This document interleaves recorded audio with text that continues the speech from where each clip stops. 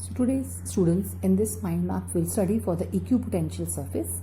So what's the equipotential surface? Any surface on which the potential is constant. That is known as the equipotential surface. And students, this topic is very important for the 1 markers. Generally, your 1 markers can be asked on the equipotential surface and its properties. And let's study about this property that no work is done in moving a charge on the equipotential surface. And then the next property is that the electric field is always perpendicular to the equipotential surface, and no two equipotential surfaces can intersect with each other. If two equipotential surfaces will intersect with each other, you know that then at the point of intersection there will be two values for the potential, which is not possible. And then the electric potential surfaces are closer in the regions of the stronger electric field. So these are the very, very important properties and on which the 1 markers can be asked. So let's say no work is done in moving the charge on the equipotential surface.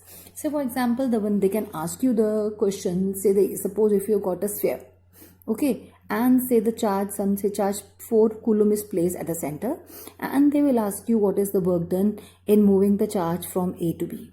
All such type of questions are there, children, in my videos for the 1 markers, which have already been posted on the same channel. So now you see that the point A and B, they are equidistant from the center. So the potential will be constant, and as the potential is constant, that means my sphere is a equipotential surface. So hence you have to use the property that no work will be done in moving the charge on the sphere from the point A to B. Similarly, they can take you the square. The square will be given to you and say some charge is placed, say 5 coulomb is placed at the center. Again, they can ask you find the work done to move a charge from one point to another. So again, as you can see from the symmetry, that all these vertices are equidistant from the center.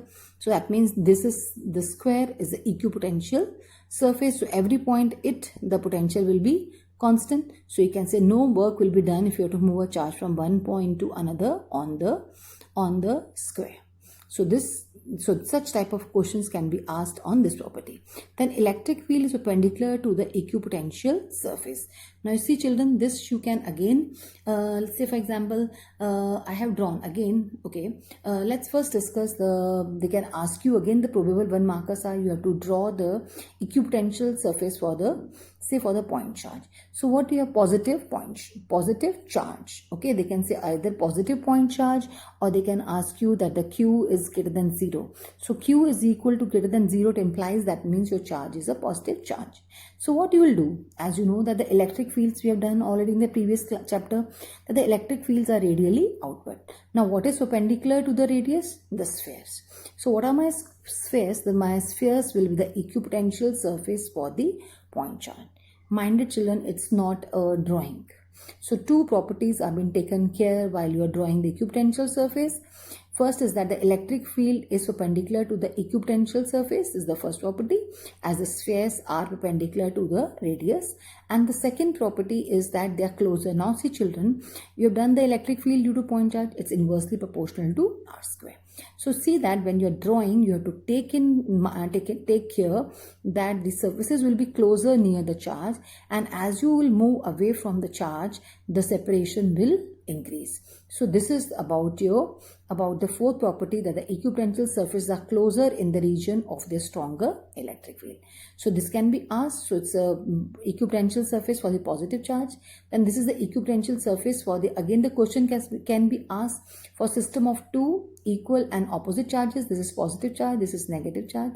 So you know that you draw the field that is from the positive charge to the negative charge, and from the positive charge the electric field will be radially outwards, and from the negative charge they will become inwards. So again you will draw the equipotential surface will be your a sphere. So again you see, children, in the center the electric field is stronger, so your spheres will be closer in this region, okay, whereas on the other side the sphere will be far apart. So this is my equipotential surfaces for the dipole, and this is for the system of two equal and opposite charges.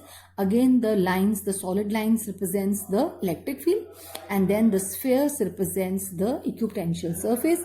As you can see that in between, the electric field will be decreasing zero at the, you can see at the center, it will be my neutral point. So here the electric field is zero. So in this case, you can see that the separation is increasing when you are coming in the middle, whereas on the other side, the spheres will be closer.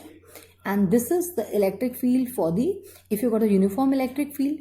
Okay, so the horizontal line represents the electric field. Now what will be the equipotential surface? Say the planes perpendicular to the electric field. So say if my electric field is along the x-axis, so what are my equipotential surface? They will be along the yz plane. So these planes represents the equipotential surface. Again, it is taking care that the electric field is perpendicular to the equipotential surfaces. So these are all the important points of your equipotential surfaces.